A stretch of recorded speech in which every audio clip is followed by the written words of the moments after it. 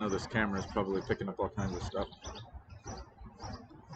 I'm only sitting about 80 yards or so from Highway 40, the national highway, and there's somebody mowing the lawn over there, whatever, but it doesn't matter. I'm just trying to keep my thoughts here. So I just finished typing up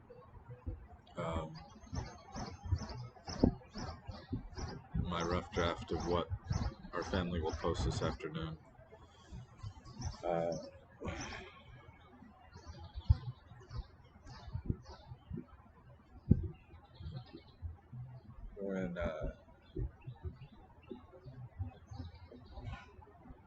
When I first heard from the lady at the coroner's office, my wife, we're at this hotel, so my wife, I'm talking like I'm talking to somebody else. I'm just talking to myself on this fucking computer.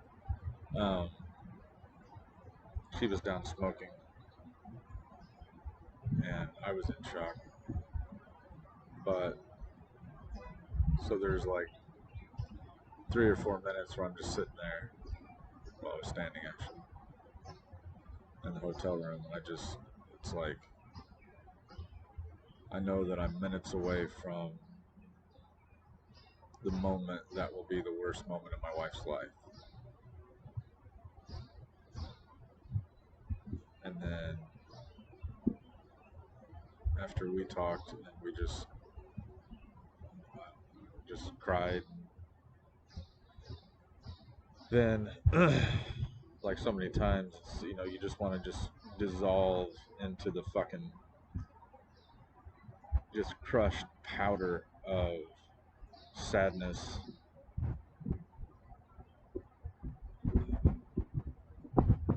And because the world just keeps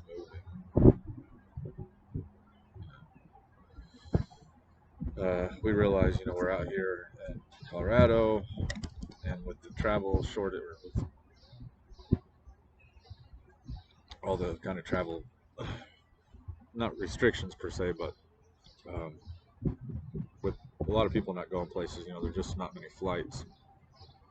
And so Tuesday night, and it's like, well, we know that the next available flight was the one that we already had, which was Friday. That's when we were supposed to come home. And so, there was just this sudden just trepidation of, like, we both knew that this was not news that we wanted to tell the rest of our kids on the phone from 1,000 miles away.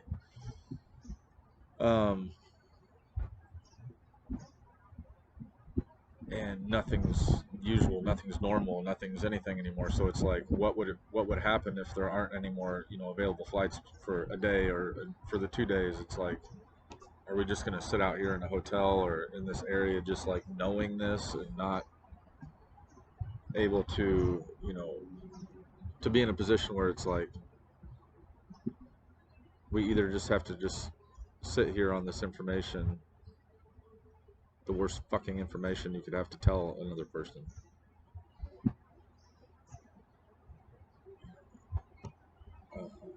or would we have to tell them over the phone, and then like they're home together, we're here, and all that. So very thankfully we found a Delta flight leaving the next day, yesterday morning, and we just laid there. I mean, that was when I finally got that flight booked, because there was problems on their website. It was on, let's say, midnight, and then it was just like, let's pack our shit. That flight left at 6:30 in the morning, and then to get there early and all that, we had to be up at like 3:30. So we just laid there, and I was very thankful that she was able to conk out briefly. I wasn't. And so yeah, and then it was just this gut-wrenching feeling of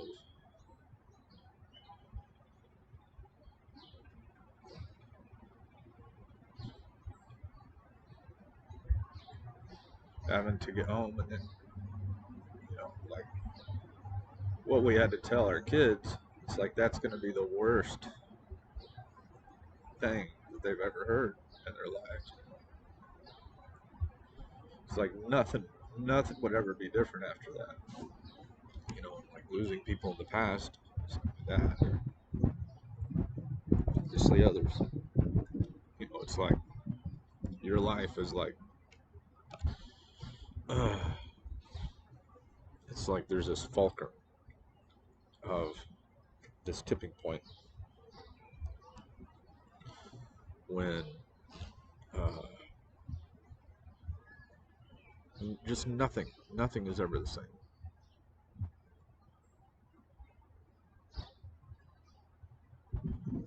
I mean, you have to live, you have to go on, you have to love one another, you have to support one another.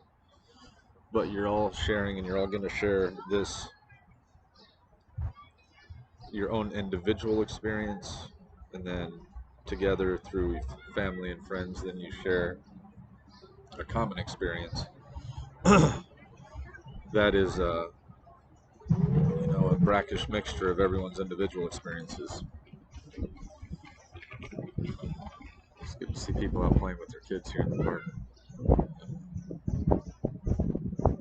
I've been glad it's a nice. It was a nice day. You know what I mean? You have to be thankful for like the little things, the small favors of how shit falls in this life sometimes.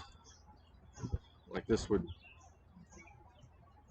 as horribly difficult as it is, if I couldn't go out and take a walk and do this today, or yesterday, if you know we had to have that experience talking to the kids on a day where it was horrible and shitty outside.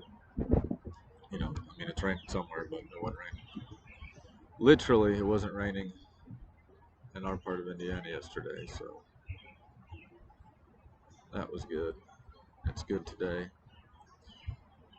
But I finished typing up this thing. That'll be our family notice, and then we'll all go over it. I think it would be badass for his memory to post it at 4:20, which is in a little less than 5 hours. So we'll see. And I don't know. Maybe I'll keep. I don't want to forget these things. You know, it's like I know from experience when people have passed away before. You know, things that you think are gonna uh, things that you think that you're gonna remember. It's so present in the moment. It's so white hot. I don't mean remember about the person who passed away, but I mean the experience in that moment. Like, thankfully that, I mean, we all die. Mortality is 100%. But thankfully, usually life, you know, you get to go long spans of time. I've gotten to go long spans of time without these devastating losses, which have only been, you know, so often.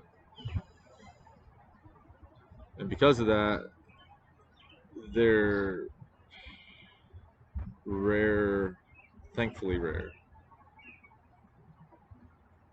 experiences, but they're also learning times. And I think that it's amiss to not try to glean what are some of the hardest lessons of life and death from these times. So I don't know. I may keep doing this little video diary just so I don't forget things. Oh, like I don't know. It's funny, the small things. You know, it's like today I woke up. Well, you know, got up, got a shower Tuesday morning, and then my wife, I'm saying my wife, it's in the abstract. Angie and I, um, you know, we went on a walk on Tower Road in Denver, and you know, got some lunch, had some fun. You know, she got to take a, I think she took a short little nap yesterday. I don't, or I mean Tuesday. Um,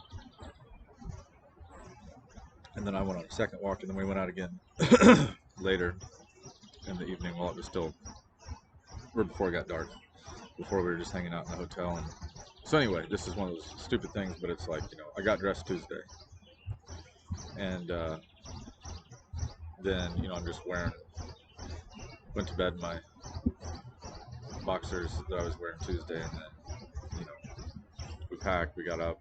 I just put the same clothes on yesterday that I was wearing Tuesday to keep things simple.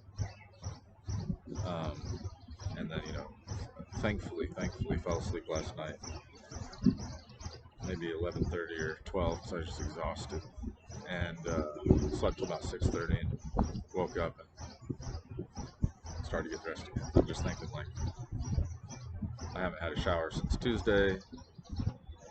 I'm still sitting here wearing the same boxer shorts, but, kind of like, who gives a fuck?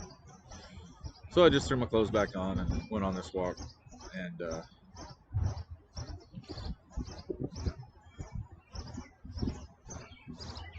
boxer shorts. It's life. It's like these times it's like this brackish, silty mixture of the most provincial, terrestrial, everyday, getting coffee, putting it in my mug so it stays as hot as possible, you know, having a smoke,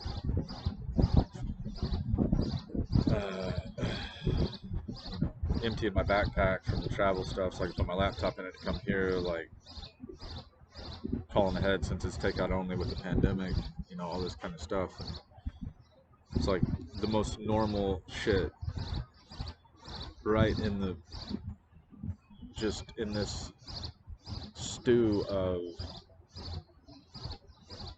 lying there for, a while this morning.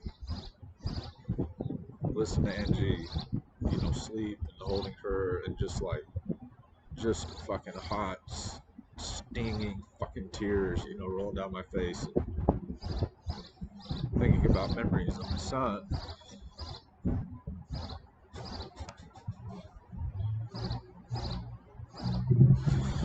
And then just like this, not trivial, but just, for lack of better words, trivial shit that you have to do, like, oh, you're gonna have to cancel a phone, you're gonna have to do this, you're gonna have to do that, That's how it is, I mean, you can't. That is the leveler of death, is you can't, there is not any, it is, and you can come up with whatever foolishness that you want to make pretend that it isn't, but it is, and it will come, and it doesn't always come in the right fucking order. Someday Nathanael should be standing at my marker. He should be scattering my ashes. He should be having a shot of whiskey and thinking of Dad.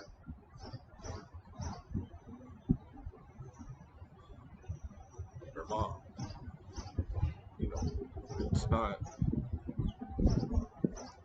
It's an abomination when things happen this way. But they happen. So all you can do is live. He had tattooed on his knuckles, live life.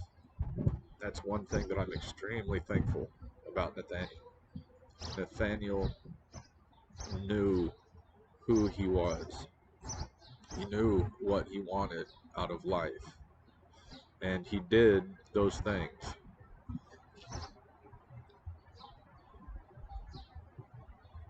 I do not believe he would have regrets. And I do not say that as a salve because I couldn't say that about other people. Some other people. But in the case of Nathanael, he did what he wanted to do. He called his shots. He lived his life. He experienced so fucking much in his 20 years. He saw so many places, he had so many friends.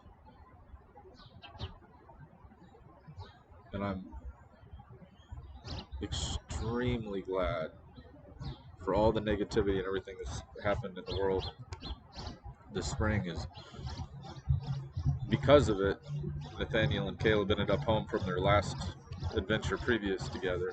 And so we got to spend like 3 weeks together, all of us. It was unexpected before Nathanael left again to go out west. So anyway,